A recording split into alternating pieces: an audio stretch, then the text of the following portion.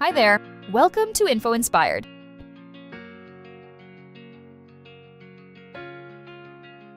Tracking your monthly expenses is very important to stay financially organized. It helps ensure that you are not overspending, and it helps you identify the categories where you spend the most. You might already be using a monthly expense tracker in Google Sheets. Still, you may find our expense tracker useful because it is simple to use and includes some cool features that many others don't offer, such as a calendar heat map. In a calendar heat map, you can see your expenses within a calendar grid colored based on the intensity of the expenses. Let's first understand the dashboard reporting, where you can view your expenses. Then we will move to the data entry part.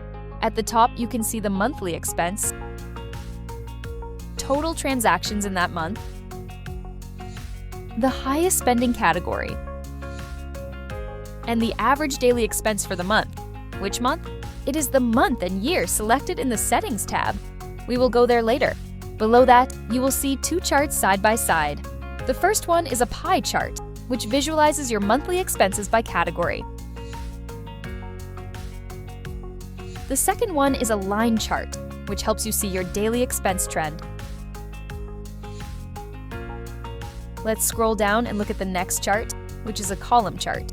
This chart visualizes your planned expenses and actual expenses. The light columns indicate the planned expenses by category, and the blue columns represent the actual expenses. On the right side, you can see a table with expense categories and expenses sorted in descending order. That means the categories with the highest expenses appear at the top.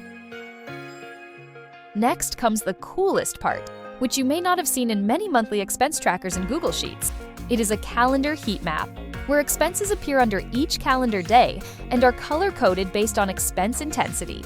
The darkest blue indicates the highest expense days. All of this is fully automated. You do not need to make any changes in this sheet. Now let's move to the settings and data entry part. You should start with the Settings tab. There are two sections: Dashboard Settings and Payment Methods. In the dashboard settings, select the month in cell C8 and enter the year in cell C9 for which the dashboard report should be displayed.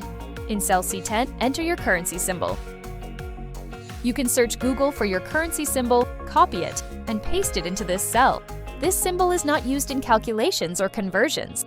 It is used only for labeling purposes in the dashboard sheet, specifically in cells B3 and H3. Below that, you will see a small table containing popular payment methods.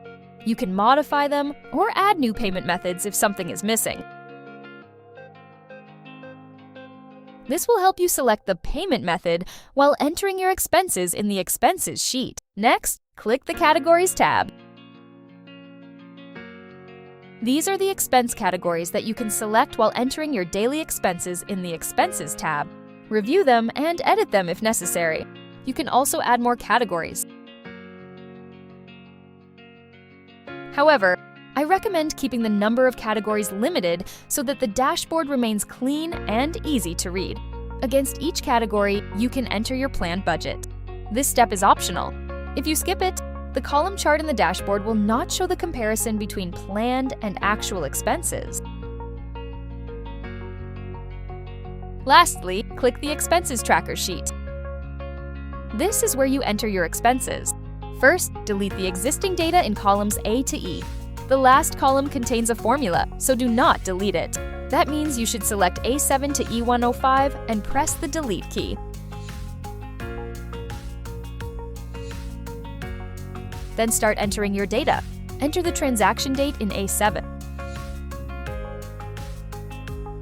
Choose the category in B7. Enter a description in C7. Select the payment method in D7. And enter the expense amount in E7. That's it! You can continue entering data in this sheet even after the month has passed. The dashboard will display the data for the selected month and year in the Settings tab. This means the expenses sheet can contain historical data, allowing you to view the expense history for any month once enough data has been entered. There is one more sheet in the template called Helper. You do not need to make any changes in that sheet, as it is used only for internal calculations. I hope you find this walkthrough useful and the template valuable. It's a free template.